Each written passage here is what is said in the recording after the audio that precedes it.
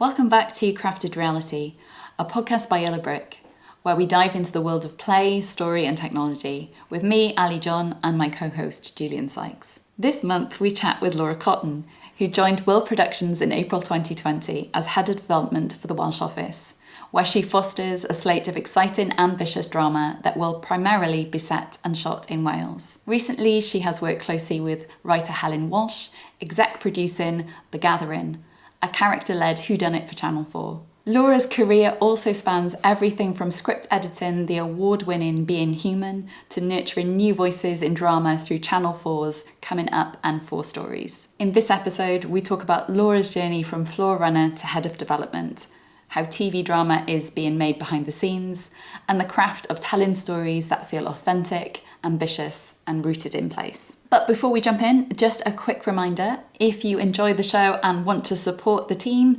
we've recently revamped our Patreon. So there's the tiny treat tier. You can buy Bobby a sausage, our studio pup, morale officer, and head of wellbeing, and join us in fueling our work in a small but mighty way. At the Spark tier, you'll get early access and a sneak peek at the behind the scenes. And the Flame tier, you're part of our inner circle with exclusive extras, unreleased content, and invites to events and previews. So if that sounds like your thing, just check the link to our Patreon page in the show notes. Now let's get into the episode.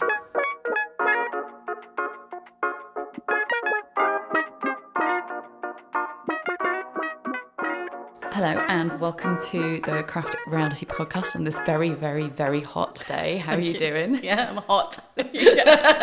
I mean, keep hydrated throughout this. I mean, I might literally be tipping that water over my head anytime soon because we've actually had to switch the aircon off because it's so loud. But we will hopefully get through this without reducing ourselves into one massive big puddle. But even if that's the case, it doesn't really matter. So we were talking just before we started recording about where we met, and we think it was 2014-ish, where we both were on a digital producers programme run by Pervasive Media Studio, National Theatre Wales. Yeah, it was interesting, wasn't it? They brought together producers from lots of different arts practices. And I've never seen anything like it since, actually, but it was so fascinating to meet people from film, from circus, from art, from all sorts across the arts, wasn't it? And to just have loads of opportunity to talk about the challenges that were common to us all and the ones that were unique to our practices as well. So, I think I was there for telly, representing telly. What were you representing? Were you representing? I think I was representing kind of like interactive experiences, maybe. Yeah, that makes sense. Just sort of started. I say just started. I guess Yellow Brick started in 2012. Right. So I guess it was sort of 2 years into that. Yeah. It was really interesting to kind of meet lots of different producers as well who had like loads of different perspectives. And I think back then, in those kind of really early days, I wasn't sure if I was a producer or what a producer was. It was kind of a name that sort of, or title that sort of fitted and encompassed a lot of different things. But unpicking with everybody what a producer was to them was really, really interesting. And I suppose for you at that point, you were working in TV? Yeah, and I just produced my first show, so I was really new to it as well, to that title, and I think in telly things are a little bit more defined because you kind of have these. You're on a crew and you all have a position that, and producers sort of in telly means somebody who is both creatively and practically across the show. And coming off, if you think of it as a kind of like diagram, then coming off producers on the creative side, you've kind of got script editor and assistant script editor and script secretary and all the kind of creative part of it. It's all creative, obviously, but like on a more practical branch of that tree, there's your line producer who's looking after the budget, your production manager, who's looking after practical elements, and coordinator and assistant coordinator, and and sort of so you've got these kind of two branches coming up to producer. As a producer, you kind of have to embody or be across at least both of those things. So I do think it's a little bit more defined in TV, whereas I think in your practice, and in lots of other practices, it sort of often encompasses the person who is leading like this artistic vision, isn't it? So, and I think that applies, but also, maybe it's just a little bit more defined in that sector. I don't know. Yeah, I think it can be quite a lot of different things, can't it? I think there's sort of like the creative approach where you're maybe shaping work in a very in-depth artistic way, and maybe quite hands-on with that. And then I suppose you could perhaps still also be within that realm, but maybe a little bit more zoomed out, where you're looking more at the sort of overview of it. And then I guess there are other producers that are kind of more looking at the sort of financial and practical and logistical elements of it from that side. And then you've got some producers that are doing literally everything. So yeah, it was really a great opportunity during that time to just meet people and have an understanding of what people do. Yeah, it was brilliant. It was absolutely brilliant. They should do more of it. Whoever's funding that kind of stuff, they should do more of it, definitely. Yeah, it was a really good opportunity. So you think at that time you were sort of starting your career in TV. So it'd be great to have an understanding of kind of what your background is, how you got into TV, and sort of, your journey to sort of where you are now. I think it's sort of came from being interested in like amateur dramatics when I was a kid, and definitely on wanting to do. We didn't actually do drama in my school. I went to a very, very small comprehensive in St David's in Pembrokeshire, where they didn't have enough money, I guess, to have a drama teacher. So it was always sort of other teachers who had that interest, like getting the kids enthused. And from that, I went to do National Youth Theatre of Wales, National Youth Theatre of Wales, and I loved it. But I come from a really practical background. Like my dad's a builder, and my mum worked in my dad's building business, and so there was that. Like I just couldn't have gone into the theatre. Do you know what I mean? Like they just definitely wanted me to go to something where there was more financial security. A proper job.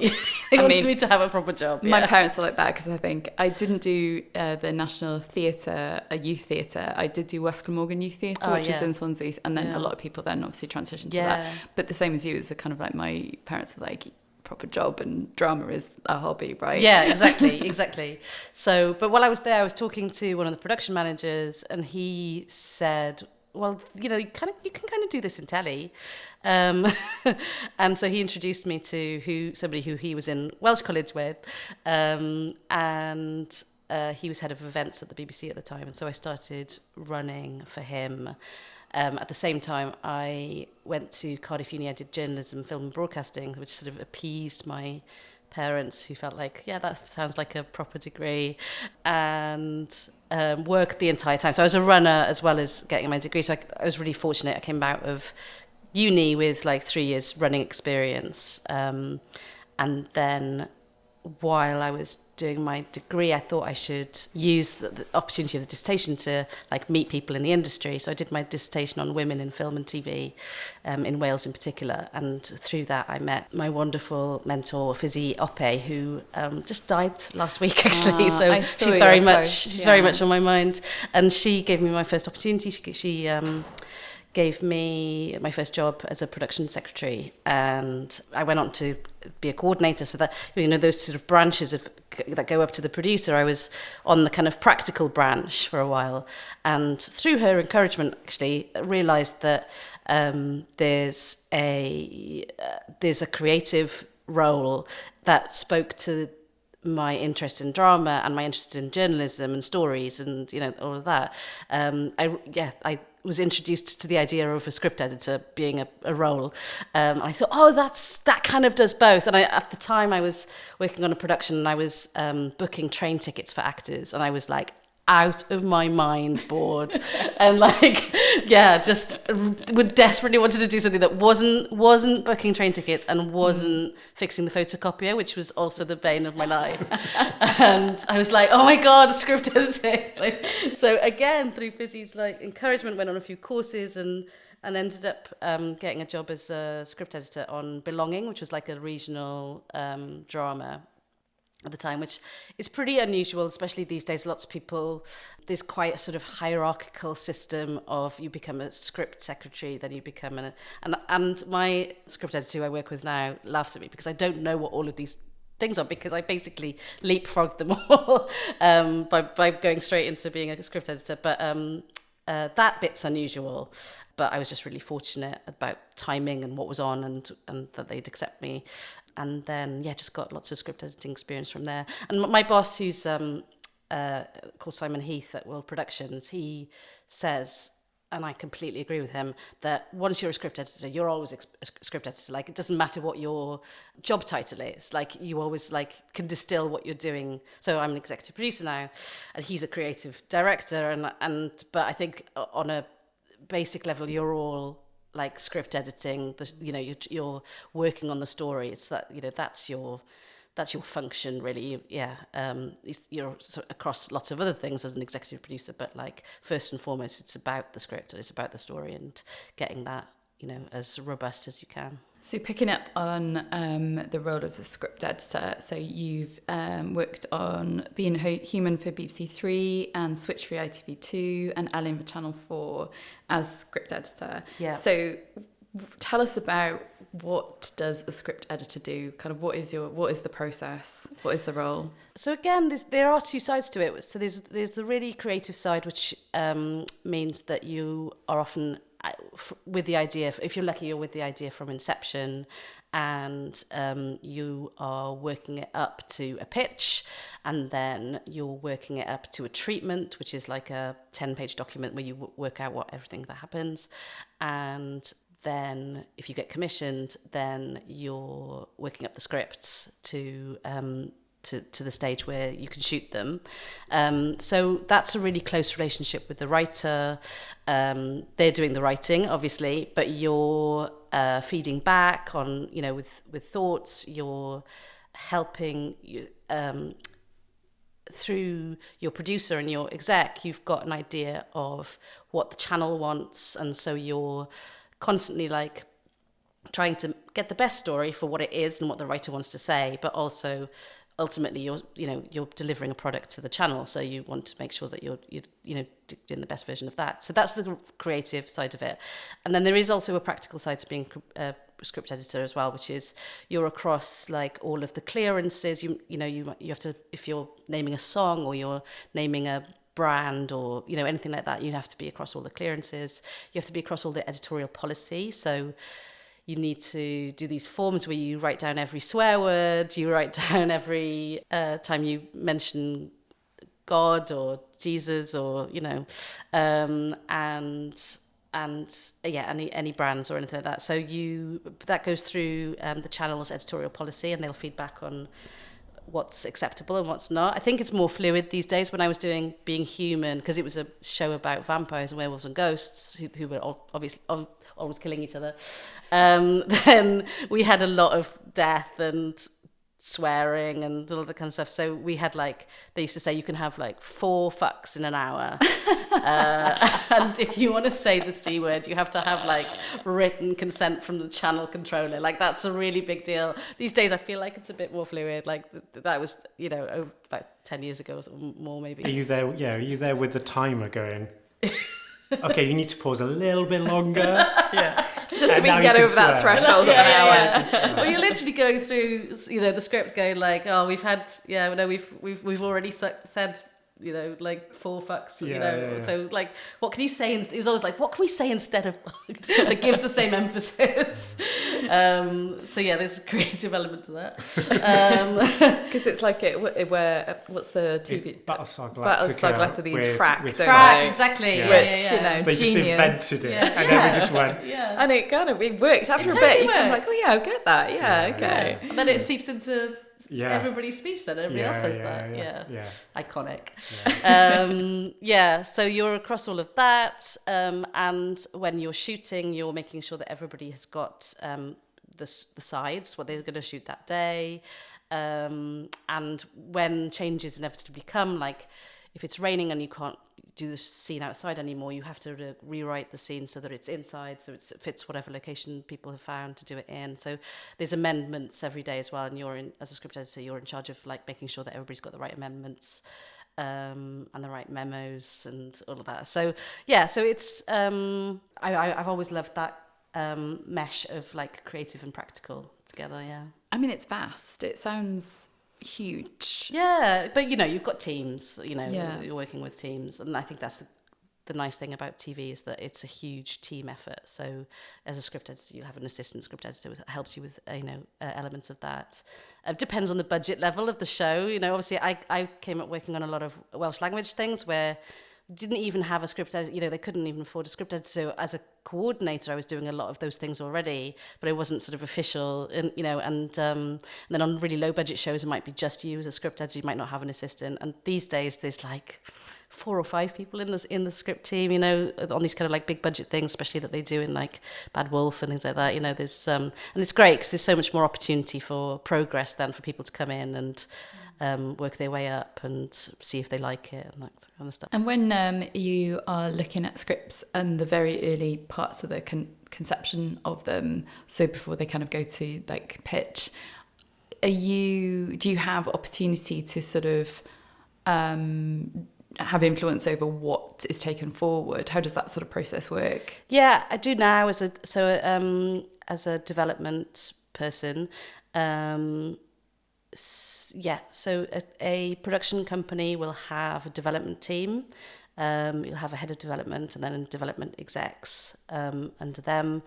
And as a company, you're always reading scripts. You're always reading, you'll have meetings with agents and they'll ask what you're looking for, and you've been briefed by the channels about what they're looking for, which are always very broad. But, what, as a company, what channels are expecting from you, so there's a sort of brand element to it as well, like for us at World Productions, like they're not known for comedies, so that kind of instantly moves a lot of scripts out of the way because like we're not likely to be the best company to take your comedy forward, whereas if it's a thriller or a big kind of meaty relationship drama, then World has a much better track record of those shows. So you meet with the agents, they'll send you their writers' scripts, their what they call spec scripts, the speculative scripts, and you're reading those, you're looking for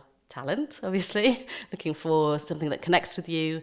You'll have a meeting with those writers, and if they'll pitch you ideas often, or if they're a writer of a certain industry standing, then lots of writers get to the point where they expect a company to pitch IP to them. So in World, we also have an IP executive, which is brilliant. And we've also in the past had book scouts, and their job is to look at books mainly, but also podcasts and radio plays and, IP in general, and bring it forward to the development team and say, I think there's potential in this. And so we also are reading all of those all the time as well. And so it's kind of like a matchmaking process in a way. You're sort of matching IP ideas with writers of a level, or you're being pitched ideas and you're taking those forward and working those up. And from there, it's quite a process. We'll work that up to a certain standard where we can then pitch it to our boss and see if they're happy to take it on in an official capacity. That then goes into sort of official development where people are getting paid, which is always the point that we want to get to as quickly as possible. And then once we've pitched it to a commissioner, then they hopefully put it into development, and so they then give you money to develop it. So from that point, the pressure's a little bit off for the company because there's the risk is being paid for, if you like, but still you obviously want to get it to a point where it's greenlit. Now that process sounds quite simple when you lay it out like that, but that takes years. I have worked on things that took 10 years. Wow. Just doing that bit, and things fall apart, not because they're not great, but because commissioners move on. That's a really frequent reason why why projects never make it is because the commissioner that really believed in it, has now moved to another channel or has left, and so there's nobody at the channel championing for it anymore. And all of these are all built on relationships, so it's your relationship with your writer and it's your relationship with the commissioner, and if that relationship breaks down, as in somebody moves away or or changes or whatever, then it's likely that project won't survive often. I guess the advantage of something being a bit more evergreen in content then becomes quite important. If it's very topical of now, then you're either getting it done now or you're waiting for 20 years for that kind of thing to come round. Yeah. I was reading an article this morning about the writer of Trainspotting and how he's writing a new book, and it kind of feels like Trainspotting was of there, then summed up Britain perfectly, and it feels almost like it's no coincidence, I bet, that he's come round again to kind of write another book. And there's a lot of that recently, I think, with generally fashion, we all kind of know that coming around in cycles, but I assume having something a bit more evergreen in nature that isn't necessarily, obviously it could be historical, but if it's very much on point, then that would lead it to need to be done now or never really, I guess. Yeah, absolutely. Yeah, and when the industry contracts as it is now, for all sorts of reasons, the feeling is that the commissioners get more cautious in terms of the creative risks that they take. And so you do see slightly more generic, like crime thrillers, things that they know an audience generally likes, that like more of those get commissioned than, your sort of more authored, pieces perhaps. It's interesting. I think there's place for both, obviously. And if you look at the things that have been winning awards this last year, it's Baby Reindeer, and, which is an incredibly authored piece, and obviously came through from Edinburgh and Richard Gadd's own personal experiences. And I think there's a few more examples like that where it's, they don't feel generic, and for that reason they really stand out. And so I think there is a push from commissioners to try to serve both, to try to have the kind of broad people pleasers, but also keeping an eye on those more authored, extraordinary pieces that are harder to get made, but when they push through, they really connect with a certain audience.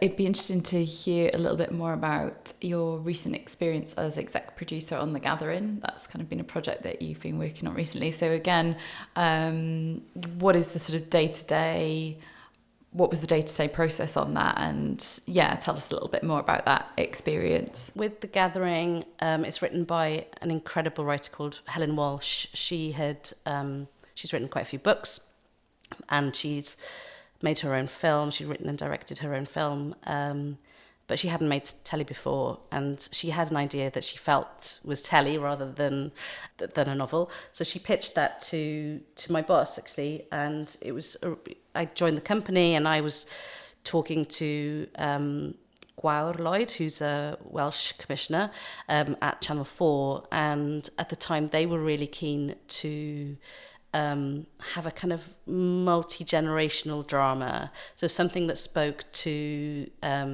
youths, to teenagers, to older teenagers and young adults, and also to their parents. And the script as we had it, because it's actually been developed a little bit for the BBC and then they turned it down. So the script that we had, it was very youth focused, but then when we went to Channel 4, we really sort of brought in the adult characters to reflect that, those points of view as well. And Channel 4 commissioned a script, and we worked on the script, and I think they commissioned another script, so we worked on that one, and then they greenlit the series, which was fantastic. As an exec producer, I was there from pitching it to working it up with Helen, with Simon, who's my boss, and with Verity, who's my script editor.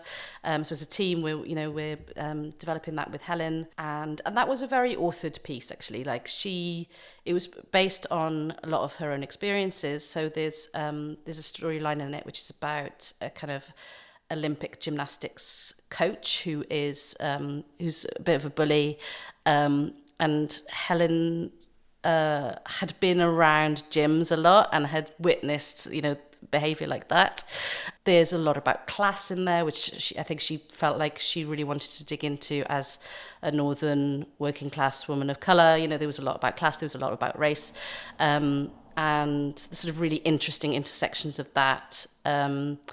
And yeah, I don't think we could have brought on a team of writers to write that show because it was so much about her experiences, and yeah, she kind of had the entire mystery sort of in her head as well. The premise is that a girl gets attacked at a rave, and you're not sure who has done it. So you flash back to her and her home life and the lives of her friends, and each episode prioritizes another point of view that thickens the plot, and it was an incredible experience. We shot it in Liverpool because Helen lives in Liverpool, on the Wirral, actually. So we shot it in both Liverpool City and on the Wirral, and which really, again, was exploring the kind of class differences around there. We had a brilliant time shooting it. We had an incredible cast, mostly newcomers, and they did such a great job. Gareth Bryn, our director, I'd worked with before, and World had worked with him a lot before as well. He did a brilliant job. It was such a charmed experience. It was, we had an absolute ball doing it, and we're really, really proud of what we made as well. So yeah, and it did really well. Ratings-wise, it won its slot, which is a big deal in telly, as in it beat everything that was on BBC One and ITV at that night. So it won the slot, and it got really good viewing figures. Critically, it did really well. We're still working with Helen. We're working on something new that's even more exciting, and hopefully that'll get commissioned, and we'll go on to great things, together. A lot of it. And I guess this is maybe when you're talking about the script editor role, specifically when you're at the beginning. Mm-hmm.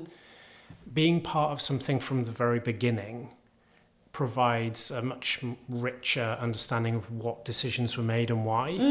Exactly. And you kind of understand that journey. You're part of that story and the story. And in the same way, if someone's come in, they don't quite appreciate all of those decisions. They're literally just seeing the final output.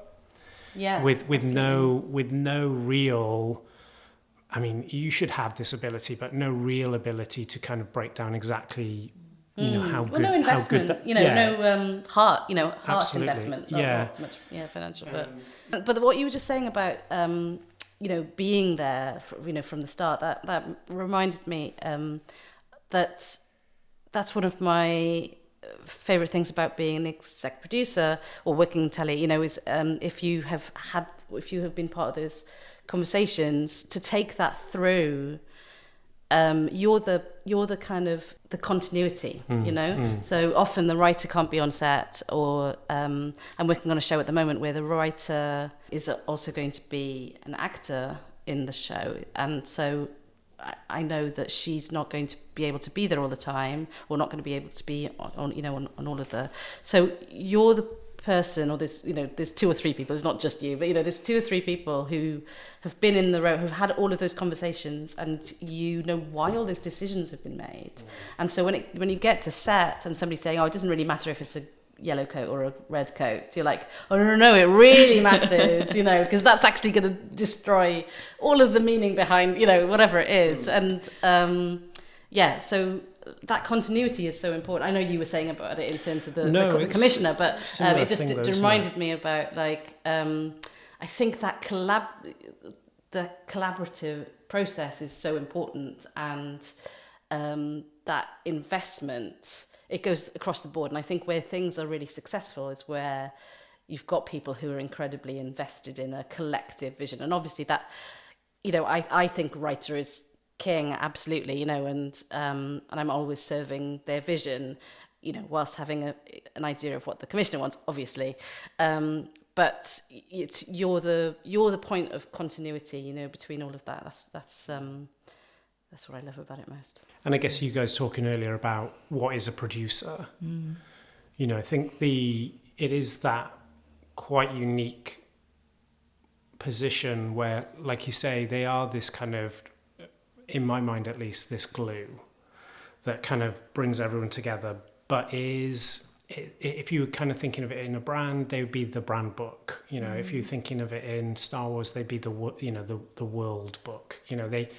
They're that person that just hopefully habitualizes that area and kind of does in this, in the vein of this, kind of would give that answer, in the vein of the piece that's been made. I think maybe that's what producers in some respects have inconsistency, even though that they are massively different and represented in different ways across theatre and game and film and TV. But it does feel that's that initial, like you say, from would go all the way to kind of finish. They're the ones that kind of feel like they've got at least the deepest understanding of it all, maybe. Yeah. Across the mediums as well, I guess, because you've got someone who's physically writing, then you've got someone who's making film, and that transference is different, And I think there needs to be somebody in the process and hopefully you all do this, but there needs to be somebody who's really focused on what the audience wants, right? And I think that's where you get a really good commissioner. Like, that's where they really come into their own, is because they're actually not attached. They've invested in the writer's vision, but first and foremost, they're serving. They're there to serve the audience, and so that's such an important. And as a creator, you can kind of go down a rabbit hole of following, different themes or different stories, or a topic. If something's in the news, you want to reflect that in a certain way, and actually, it does take the commissioner, who's that step back and hasn't been part of that those conversations, to go like, how have you ended up over there? Because we were talking about this, and I'm still, representing the audience here. This is what they want, and it's fine for you to like have run off down that, but remember to come back and I think I feel like I've talked about the bad points of commissioners in terms of, but the good points of them, I think, is when they give you those notes, those really, really broad, like incisive notes where you go, oh, of course, yeah, that's what they want. And the reason they want that is because that's what the audience want, so, and they're in touch through all sorts of means with what the audience wants. Yeah. It feels like a food buyer in a supermarket, doesn't it? Where that food buyer's commissioned you to make a cake, and you've come back next week and gone, I've got some great beef. Yeah. And right, not going to fit on that shelf anymore. Is it beef cake? Yeah. Because that might work. Yeah, it just feels that kind of thing. You're right, because it is the user, customer, audience, whatever you want to call, they have that person in mind, and they're looking for that. So on the other side of that coin, if just to like argue with my own point, like do audiences ever really know what they want? And so if you think about something like Baby Reindeer, did we really know that we wanted to sit and watch this man's trauma, and what he went through, and I don't think any kind of audience survey would have ever thrown that up. And it was watched by millions and millions and millions of people globally. It's a real global hit.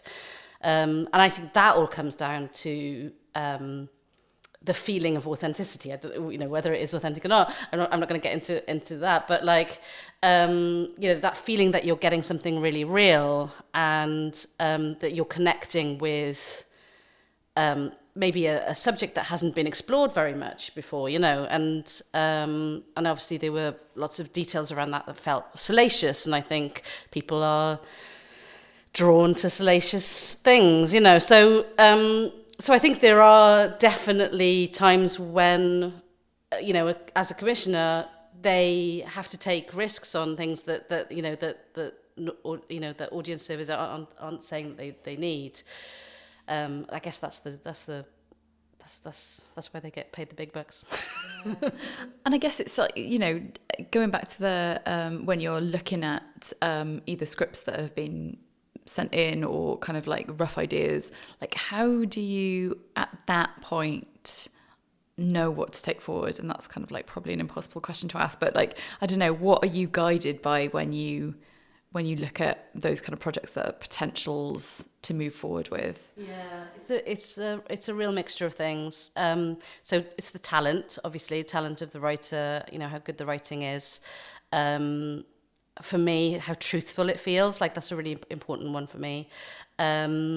It's what is it saying over and above what it's doing. So it could be a quite a kind of standard murder mystery, but what thematically is it digging into, and how is that, to be really pretentious, like moving us forward, like either conversationally or artistically, and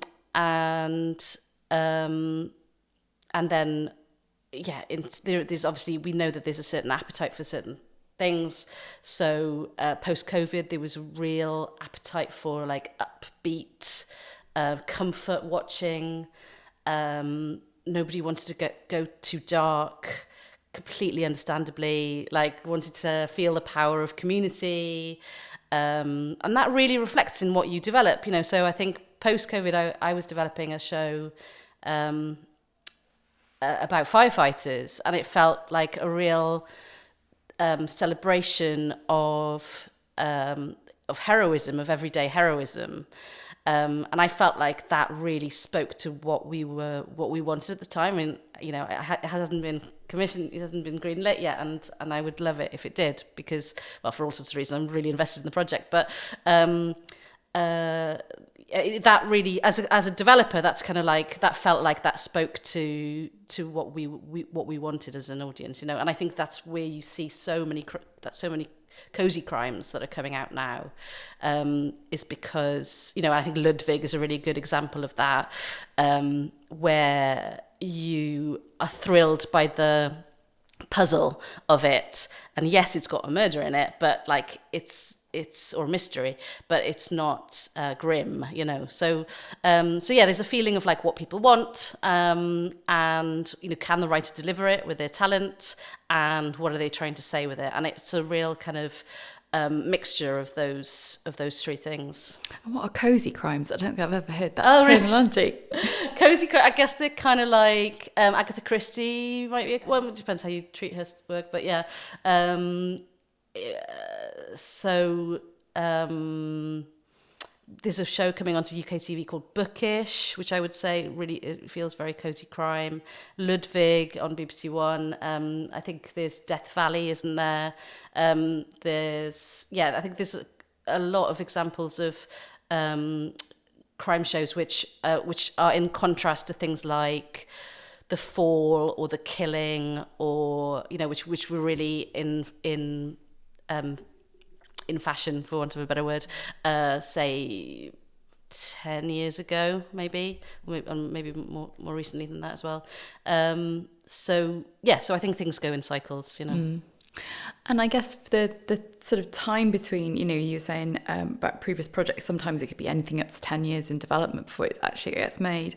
So I guess the kind of delay of the moment that it's beginning to have those initial stages of development to when it actually airs, if it does air, do you think that then also affects the decisions on what is moved forward? Are you kind of almost looking for things that are could be universally impactful no matter what time it launches? Yeah. Rather than, okay, now in fashion is, this particular style of thing, but knowing that actually in 10 years' time it might not be, but can that still hold its own when it is, if it's a 10-year process that it, eventually gets aired? Does that kind of play into the decision-making process of like, this is good now and it's kind of feels very, of the moment, would it still are you still thinking, oh, would this still hold true in 10 years if it takes that long to progress it through the system, as it were?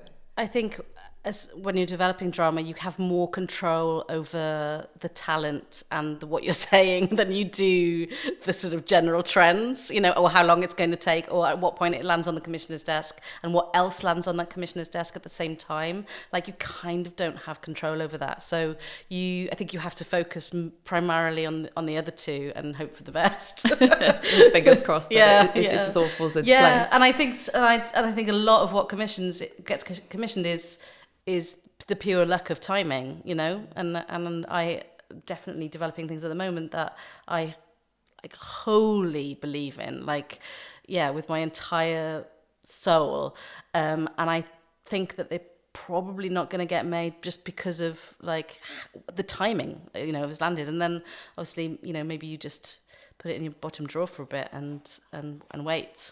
And then in terms of kind of storytelling, has your understanding of storytelling sort of evolved and changed over the time that you've spent from runner all the way now up to kind of exec producer? What have been your insights? Yeah, I think I have changed a lot, and my you have to hold on to optimism, obviously, in life. Generally. But I think I'm a lot more of a realist now in terms of what gets made. So I think if you'd met me earlier in my career, I would have been a lot more kind of let's do that. That sounds fun. I really love you and you're this crazy idea that's entirely set in Tom Jones's head. But £5 billion to make. But absolutely. Yeah. We've got a tenner. Yeah. So they're definitely it's just a slow chipping away of your expectations across your career. Is that just literally you're describing the human experience as we age? It's just that. Exactly. It's just age. It's just cynicism slowly creeping in. No, so I feel like in a good way, I feel like I'm a lot more of a realist now, and I'm able to say sooner, yes, we can go all the way with that, and no, we can't. And I 100% rely on my boss to tell me that as well. There's always weekly examples of me going, no, but really I think this is, and him going, no, because it's set in the middle of the ocean and it's just going to be really expensive, or are people really looking for another drama that explores whatever. So that I'm not saying I'm there yet. I'm not saying I'm one hard cynical bitch, but I feel like if people get turned down, it's gonna because obviously that's a big part of the job as well, is saying no, I don't think we can take this on, and how I console myself as somebody who does that, but is also a people pleaser, is that it's for that's for the best, there's no point in wasting all of our creative energy on things that aren't ultimately going to make it. I mean, you do, because development by its very nature, you're developing a lot more than eventually gets made, but you have to know that it's got its very, very best chance. And so you can't go taking on things that for everybody's sake, for everybody's sense of self and hope and all those things, you have to all really believe, and as a producer and as an exec, your function is to know when it's not, as well as when it might. I mean, that's just quite a brilliant skill to have, I think, because it's definitely something I'm honing. It's not, I'm not saying I'm there yet, but I God that we would all have this nous. But again, it's people are wrong as well, aren't they? When you say, oh, that's a real risk, but then somebody else goes on and makes it, and you're like, oh, that was a risk worth taking, and it's, you never know. People are infallible, obviously, so. But I think generally that's how storytelling has evolved for me. In terms of storytelling itself, because I know that I've been talking about it a lot from a kind of practical producer sort of side, but from the more creative side, I think there are enduring principles, in terms of storytelling, and I think use what's useful in terms of like, if there's a lot of people who write a lot of books and run a lot of courses, especially for telly, and you know, they might talk about the 12-act structure or the 5-act structure or the 3-act structure, and you know, and lots of sort of manuals, and you know, and I think some, like, read them all, by all means, read them all, ingest them, but then just go on instinct, I think, and just go on what serves, you know, that story best. And also in telly, you kind of have to be practical in the sense, like, you might have worked out the most beautiful 3-act structure in the world, but like on ITV, you have 4 parts, you know, so you're naturally building to a cliffhanger every like 12 to 15, you know, 12 minutes, you know, so there's no point in having a beautiful 3-act structure when you're, you know, literally doing a 4-act structure.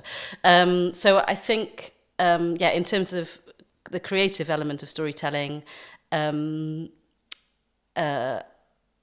instinct is more important than that kind of technical ability. Technical to kind or cerebral, you know, approach that to I'm it. now in Act 1. Exactly. I'm now moving to Act 2. Exactly. Yeah. I mean, it's by all means learn those things, but serve your story best and serve the form best as well. Has streaming changed writing in that context? And you just said, obviously, the ITV's got 12 minutes as an ad break or 15 minutes as an ad break. And you can see on some of the streaming TV shows, I think we were talking about the other day, that they definitely were written for ad breaks, because there'll suddenly be this black edit that's always missed. Yeah. You know, like, I'm not sure about that, but then they just come back and they'll be in the same place, you know? So has streaming in any way altered writing in that respect? Or, you know, do you... And I guess in weirdly now, we were talking about this with Robin, where how advertising is coming back into streaming, you know, to try and get even more revenue out of us. Yeah. But I wondered if that had changed it at all. Yeah, and I think it changed it initially hugely in the running times. Like when the streamers came along, they were like, it doesn't have to be a certain length, so make it whatever length you want. And I love that. When I watch a show, like, and it's 40 minutes rather than 46, I'm like, yes. Could achieve more tonight, but also like that's clearly, you know, where the story landed in its best form, and I love that. I think it is becoming rarer exactly because of what you just said about advertising, and on a very practical business level, you want to be selling your show to as many places as possible, and still broadcasting, linear broadcasting is a lot of that. So you know, there's a lot of pressure to make 6 episodes of something, 6 or 8 episodes of something, rather than 3 or 4, which are harder to sell. And lengthwise as well, it's probably, I would imagine, a lot easier to sell something that's 46 minutes because that can sit in an hour slot, than it is to sell something that's 42 minutes. So yeah, I think it initially had a huge effect, and I'm all for that. But I think on a sort of practical and maybe going forward level, there's a sort of return to that sort of conformity, I guess. You said, I mean, the difference between like literally 3 minutes, is that between what did you say, 46 and... 42. Oh, well, yeah, I mean, or 38 or whatever, you know, whatever it is. And is that just for adding adverts into that? So for an hour slot for TV? Yeah, so for an hour slot, I mean, it's different on every channel, but I think for ITV and maybe Channel 4 as well, you tend to write 46 minute,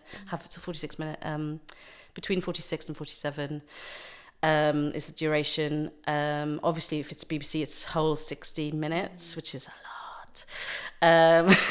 And if it's a half-hour slot, if it's on a commercial channel, then you're talking more like, I haven't actually made a half hour in a long time, so I'm probably getting this wrong, but it's more like 23 minutes. And then on Sky, they have 2 ad breaks. So I really like working for Sky because you are in the 3-act structure, and having said all of that thing about like ignore things, I do actually love the 3-act structure, and so yeah, I really like working for Sky for that reason, because you're working to kind of like a big turn in the story, or a big reveal every kind of between 15 and 20 minutes, so I think that works really well for storytelling. But you have to make what they want, isn't it? Yeah, it's a bit of math involved there, There's isn't a bit of math It's just involved, this kind of quite, know. I could see you shaking. I know, I was like, oh my God. Yeah, that's the one thing that I would, I think I'd struggle with, to try and,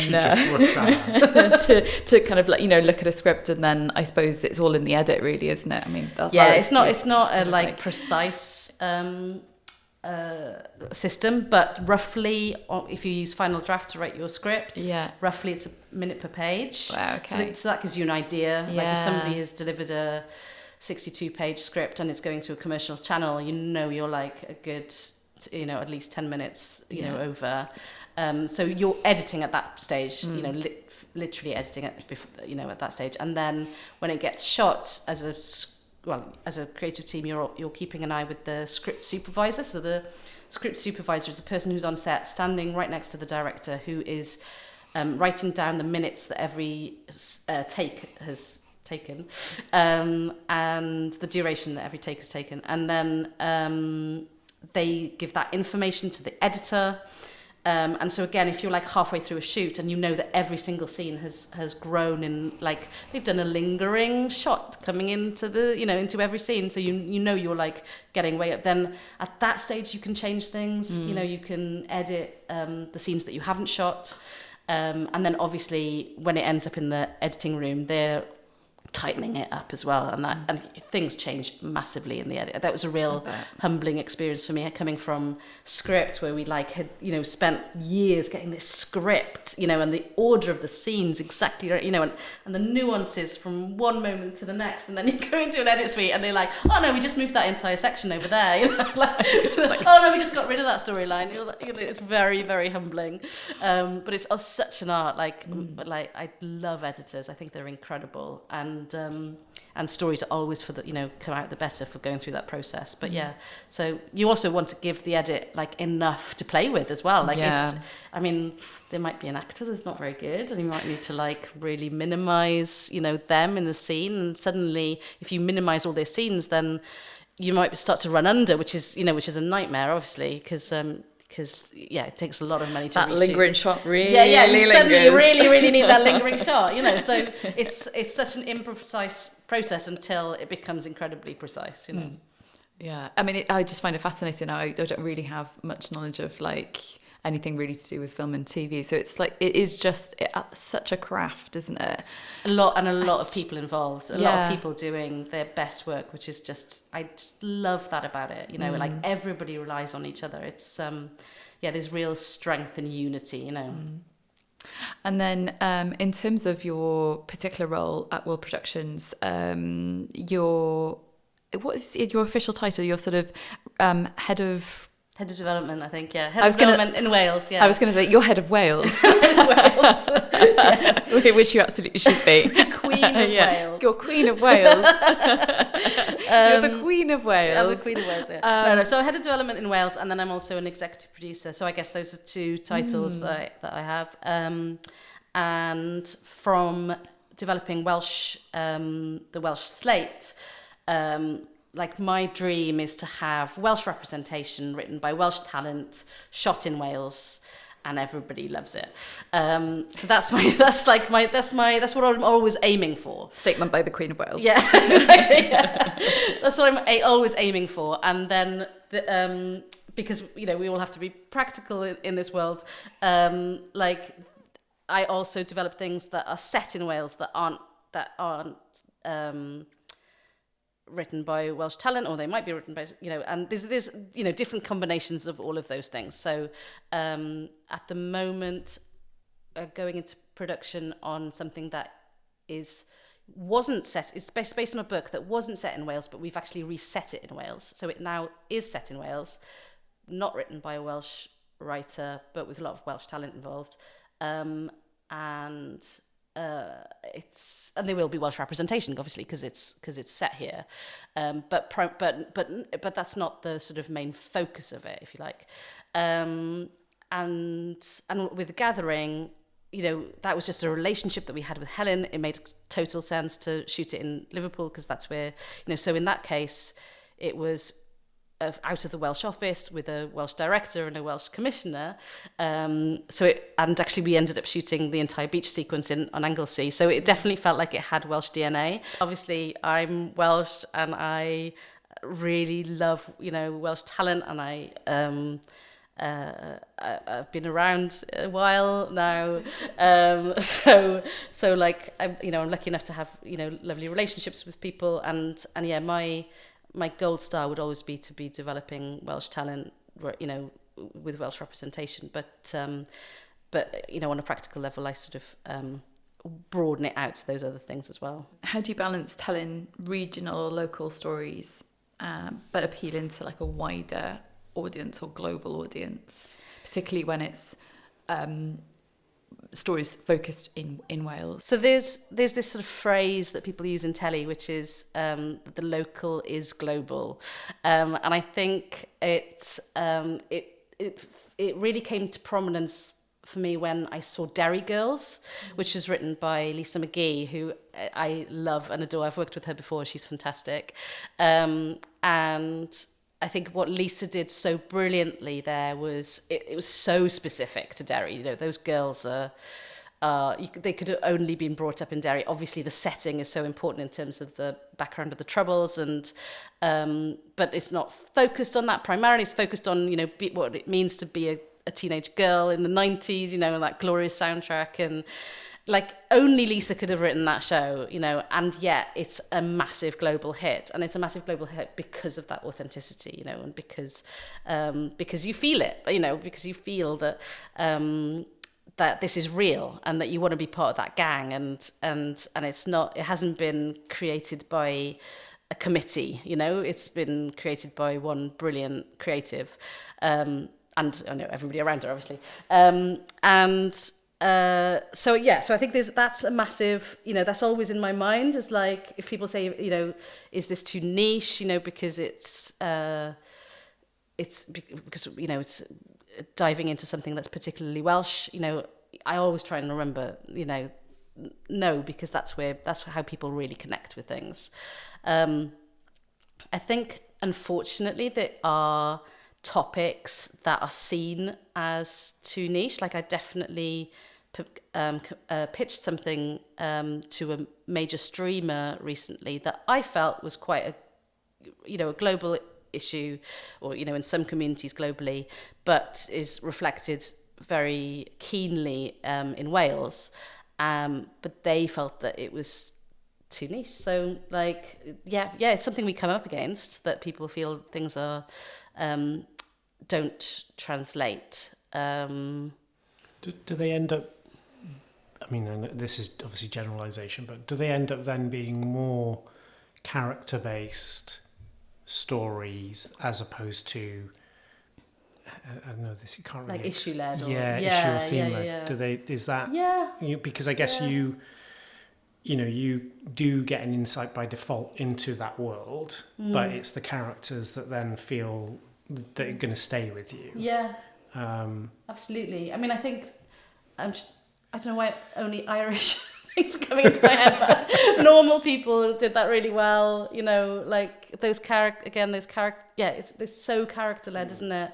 And felt so Irish, but it transcended that because it was just about love, it was just about falling in love, and trying to think of anything well. I think it works best when it comes down to character. You're right, and I think if you are although having said all of that, like, one of my favourite drama series that I've just been watching is Say Nothing on Disney, which is about the Troubles, and about a small group of people who were involved in the IRA, in the thick of the Troubles, and like, you can't get anything more issue, or politically driven than that. But it's fascinating to me, because of because it's an insight into that world Maybe you're right. Maybe it's character and world and not issues. Yeah. I feel like, I mean, we use authenticity a lot and we use transparency a lot, and you kind of then think of celebrities and you think of their social media and stuff like that, and you talk about influencers and things like that, and you wonder why they get popular. And I think ultimately all of them are zipping or opening the curtain to you're basically being a voyeur, right? On everything. And I think if it's a strong enough character, it's just you're voyeuring into that character and into their life, and I think that's that kind of commonality across someone on social media doing influencing, to a TV show, to a theatre piece, to a game. It feels like you're given that permission to explore that thing for a moment of time, and it feels that's kind of maybe where the authenticity is, throughout, or the access, maybe, I don't know. Definitely, and I think people can smell it if it's not real. And those, to use your example of influencers and celebrities, like those celebrities that feel real are always the ones that are the most successful, right? Like Stacey Solomon, like Alan Carr, these are the sort of presenters who make you feel like you're part of their lives and part of their authentic selves, and I think when you get somebody who you feel there's a barrier between the two of you, you don't connect. It's all about connection, isn't it? Yeah. And feels a bit like why the Wrexham documentary from Disney has done so well with McElderry. Is McElderry? I can't pronounce his name. Yeah. I'll do that in the edit. I know the one that you mean. Yeah. he feels much more on the edge of going bankrupt than Ryan Reynolds, for example. So I kind lack of authenticity. Yeah. A few billion, I'll just chuck him a few grand, he'll be fine. But he feels like he's literally feeling it. And I think without that, if it had just been, I don't know, a hedge fund coming in, that documentary doesn't exist, right? Yeah. Who cares? Because pretty much every single big football club has had that, right? And there's a few good documentaries about the football club, but this is beyond football, isn't it? It's much more about the community and things. I mean, it's such an extraordinary story as well. Like, if you were to say, so there's going to be 2 Hollywood stars, very well known, who are just going to basically fund a football club of a town in Wales, would you even have thought that those two things even go together? Like, it's just extraordinary. Yeah.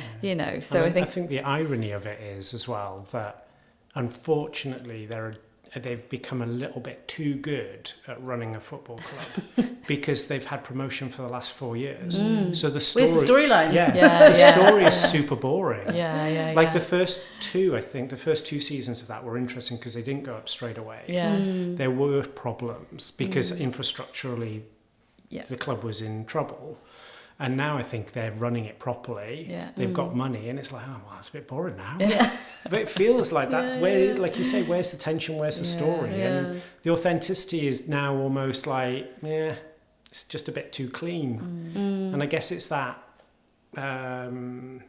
friction or that kind of like conflict that was kind of interesting, I think, in the first few seasons. But now you're like, I think by the end of the season they're going to go up.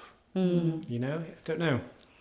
I wonder why we're just not captivated by positive stories. Well, this is the thing. We were talking about this, and it'd be really interesting to hear your opinion on this. Like, we've been doing the Field Now audio piece for this year. Last year, we're going to do the second season this year, and there's an ability in the village that basically makes people happy. And it just feels so boring sometimes. It's like, and they're going to get on? Well, okay. Drama is conflict, that's what they say. It's so interesting, like, where that comes from in terms of that aspect, isn't it? Of like, how do you... hold attention without that? I'm not sure. And then it turns into... Maybe it starts turning into a bit like... I think it's around personal stakes, isn't it? Something needs to matter loads to somebody, and so if your context can be happy and your context can be upbeat, but you need to know what's at stake for that character. But yeah, I know what you mean. It's but then equally, I think it's much easier to make sort of miserablest stuff because everybody's kind of like just really angsty all the time, do people want to watch? Do people want to watch that? You mentioned earlier about the post-COVID and there being particularly upbeat or slightly more community-led kind of pieces.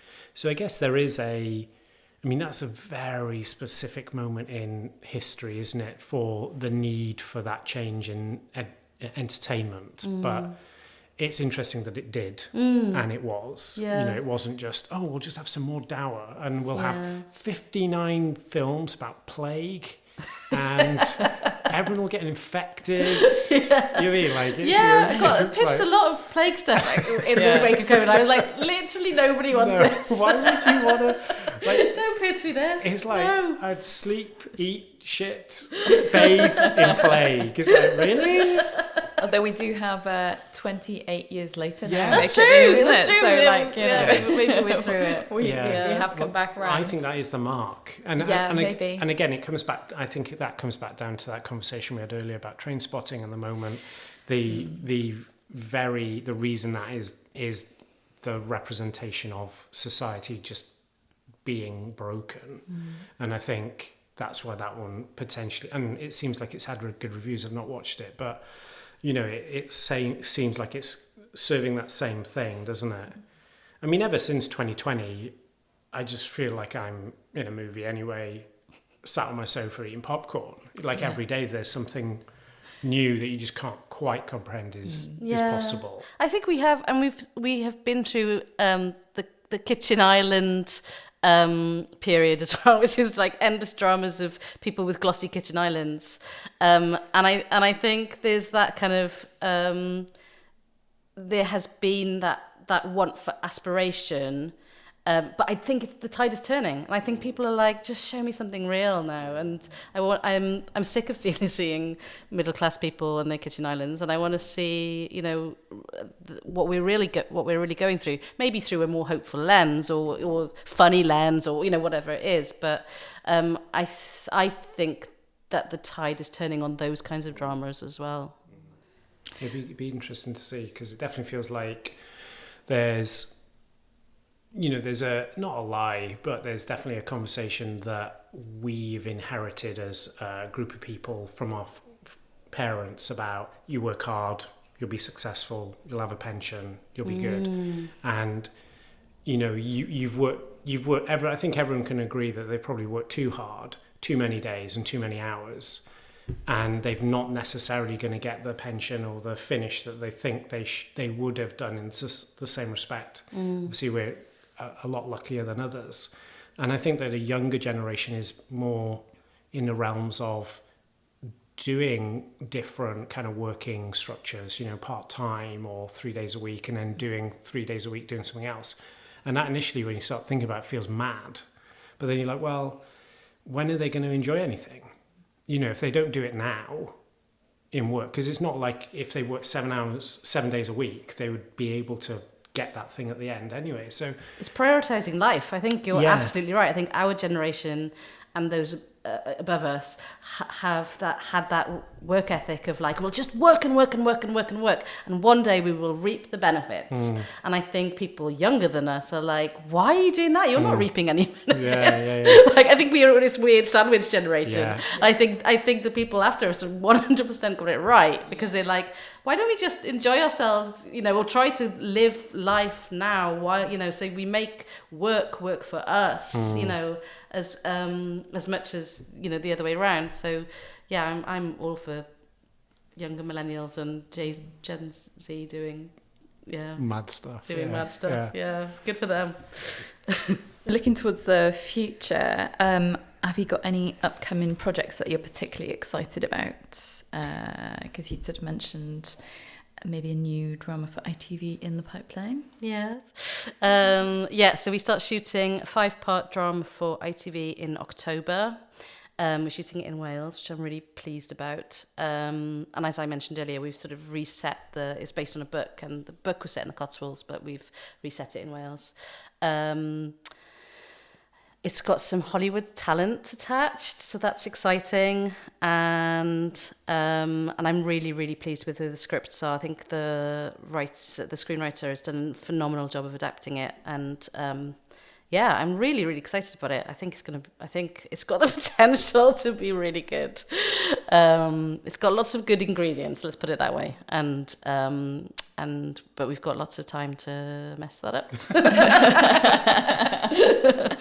Hopefully it'll be good.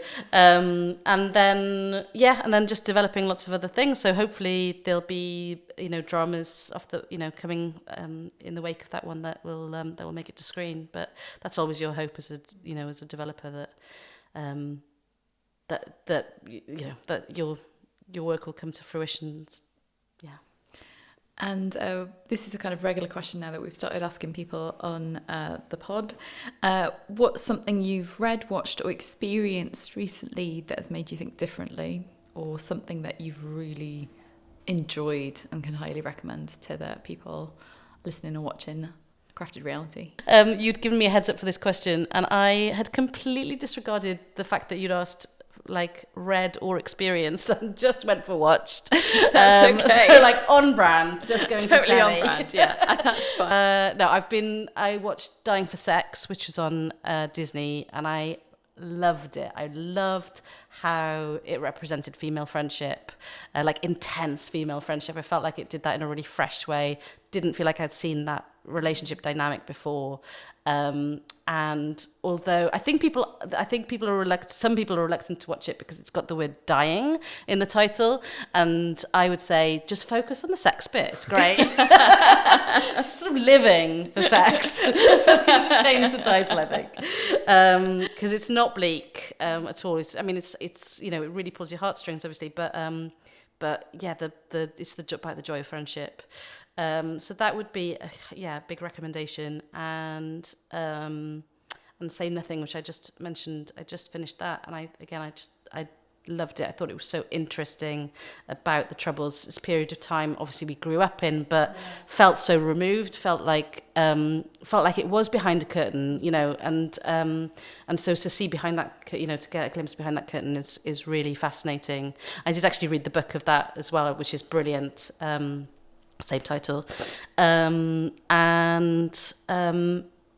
then one which I've been watching, but I don't wholeheartedly love, but I wanted to mention it because is White Lotus. I know lots of people watch it, obviously, but I think from a TV perspective, it's done a huge service for us developers of TV, because it has brought back relationship dramas. And what it did a sneaky thing of starting with a murder or death or a body, or however the series start, but then sort of disregarding that and going, okay, we've got you now, don't worry about that, we're just going to take you on this journey with loads of relationships, and they're and they dive into different communities and different and I personally think it lacks a little bit of heart for my personal taste. So I'm not saying it's my favorite drama ever, but I do think it has done a real service for us in general, because I think before that I think when people get, as we discussed earlier, when people get more conservative, this idea of what's driving this story? Is it a murder? Is it a missing person? Is it, that we're in a high octane environment like ER or, whatever it is? And I think this allows us to point to a show and go, no, if you allow, obviously there is a framework, but if you allow an audience to enjoy character, we can tell stories about people, and we can touch on issues that need to be explored or need to be talked about, and it allows us to have a 5-minute monologue about wanting to be transgender or whatever it is. So I think from a TV point of view, I think that show is really interesting. And then looking back, what advice would you give to your younger self? Okay, Started out in this industry. so the one is really practical, which is keep your databases, right? So I have met This is so practical. hundreds of, I've read thousands and thousands of scripts and met hundreds of writers across a 25-year career, and I wish I had some kind of record of that, that I could be like, oh, that script that I read in 2006 that like I loved, but I wasn't in a position that I could champion that person back then, or whatever it is. Like, I wish I'd kept my databases. So yes, the one super practical one, like write it all down, keep it. And then the other one is I think talking about what we were just talking about, the younger generation, and like, yeah, live life for now. Like I feel like a lot I've been really focused on where I'm going, and haven't always prioritized life. And I think especially as a woman, like you get to a certain point in your life where fertility is a real issue, and where those things that do have a biological time frame that you can't put. It's fine, I've got a son, I'm not, this isn't a sub story, but I think like prioritize the things that are really important to you as a person, and live your life, because like the industry will carry on without you, and if you're good enough, then it'll also wait for you. The right job or the right next position will come for you but yeah, don't put life off just for telly. God, that's a bleak ending, isn't it? Live life. Positive one. Yeah. Telly will always be there. Anyway, it's about a life well lived, isn't it? And it's about balance. Yeah. And on that note, my friends, we come to a close. Thank you so much for joining us today. Really appreciate you. It's been amazing to catch up, and everybody vote for Laura Conn for Queen of Wales. Yes, please. Thank you very much. It's been really fun. Thank you. Thank you. You've been listening to Crafted Reality with me, Ali John, and Julian Sykes.